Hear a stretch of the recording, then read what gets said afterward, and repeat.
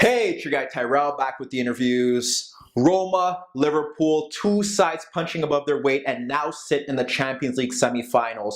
Who would get to the finals, and if so, how would they do it? Would Roma be able to once again shock the world and stop this Liverpool firing attack? And if so, how would they do it? How do you stop Mane? How do you stop Firmino? And more importantly, would Salah get to score against his former side?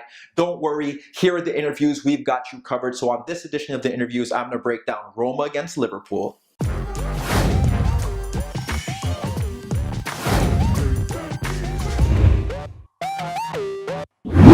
So Liverpool-Roma, first leg of the Champions League semi-final clash.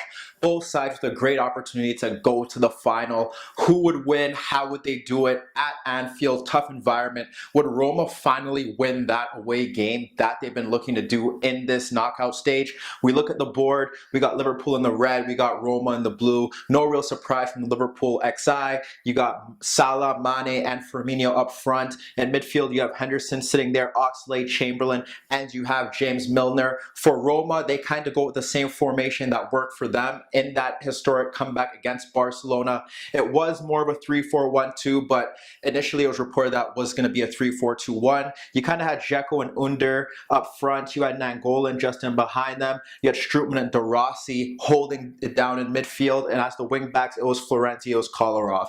The big worry that I saw when we were talking about the pre-match and how the lineups were set up was the fact that, do you want Salah and Mane running at the wingbacks? Well, that wasn't an issue here because the wingbacks were extremely high. At every opportunity that Roma did hold possession, they pushed forward. And the way that Roma set up was simply this. They had the two strikers pressing the center backs. They had the wing backs push onto the full backs. They had Nainggolan sitting on Henderson, and then they had the midfield closed out. So Liverpool never really had an opportunity to build out of the back, and they struggled to get into the game. It kind of took them about 20 minutes to really get their feet going, and from there, it was a 20-minute onslaught. But what did Roma do very well? Well, it was a risky thing that they did, and it was just pushing the wingbacks forward, and they weren't getting players across. They weren't getting them across in time. We saw in the opening minutes just a cross from Kolarov into the box. Dzeko holds up the ball well. Strootman's running onto it, tees him up. He fires a shot just at the keeper. That was a warning sign. We saw De Rossi from a deeper position kind of clip a ball behind the defense for Florenzi. He was unable to get onto it. We saw Kolarov step into midfield, and he fired a thunderbolt that went through Karius' hands and off the crossbar. So this was a big worry for them, simply based on the fact that if you get the wingbacks forward, you get crossed into the box, it gives Dzeko an opportunity.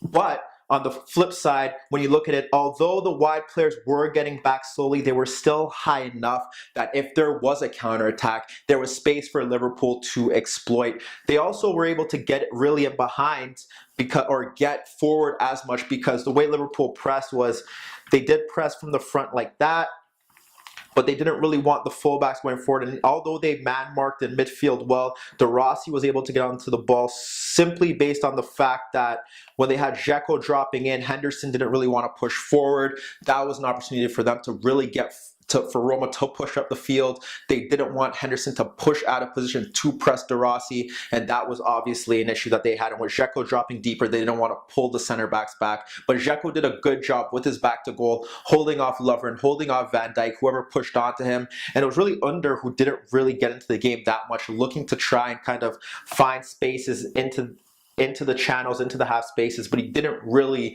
take the game by the throat, as you would say. But with that being said, for all the good that Roma did in the first half, they didn't really test Karius apart from that chance that hit off the crossbar. But whereas with Liverpool, once they grew into the game, it was a big problem. And we saw the warning signs early on, and it was simply just Salah. The one worry was that you would think that when Roma didn't have the ball, these two would drop back and it would be a back five. That wasn't the case. And what ended up happening was that they ended up man-marking across. So Salah was drifting off and holding off challenges there. There was one time where Kolarov got dispossessed. Oxlade-Chamberlain won the ball. You saw Firmino drive into that space, flash his shot inches wide.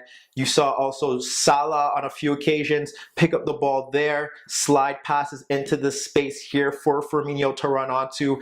That was pivotal. And then when we look at the real chances that really stemmed in that opening half, you have to look at the importance of Roberto Firmino really growing. He's become more of a finisher in that 6-yard box. But again, when you look at how important he is to the system, it's unbelievable. Just his ability to just drop into the play, drag defenders out, and his passing range, his ability to find the spaces that allows these guys to run in behind. Firmino is so pivotal. It reminds you of what Lionel Messi used to do in that false nine Rome, or Totti in previous years with Roma, but more so Messi for looking about something along the past 5 to 10 years. That was what he did very well. And when we look at the chances that created, he absolutely destroyed Manolas throughout the first half. You think about the first opportunity where Manolas follows him, he simply just controls the ball, clips it over him, sees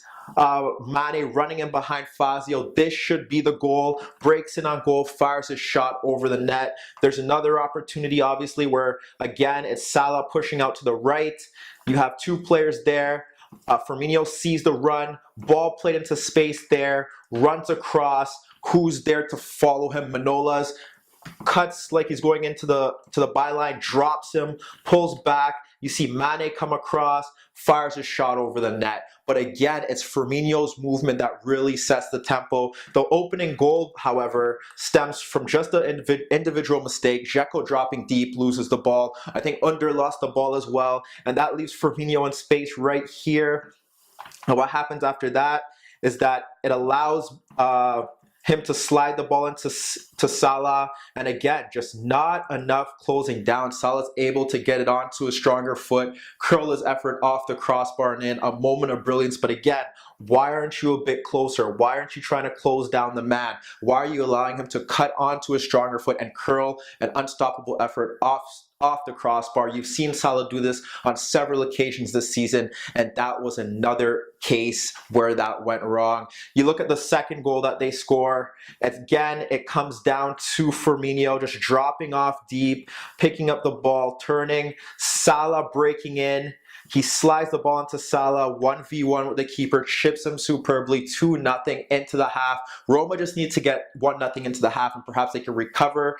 That didn't happen. They switched under, they brought on Schick just to give them another aerial presence, and because Schick is able to perform a job and possibly drop in, that didn't change anything. If anything, it just looked like Roma got worse. They didn't fix the issues that they had. The wingbacks didn't drop a bit deeper, and when we pull these guys back into their normal shape, you have to say that it was just abomination. We saw Oxlade-Chamberlain come off due to injury. We saw Wijnaldum's running in behind for Strootman cause issues, and then there was one time where there was a long ball in, and he simply just ran in beyond Strootman, got onto the ball behind the line because no one was tracking his run. He forced Alisson into a save. It was happening throughout where Ox wasn't really getting that opportunity in the opening stages to charge forward. And then when we look at the second half, nothing really changed from that perspective. And the two goals that they scored after the break, right by the hour mark to make it 4-0, similar carbon copy goals.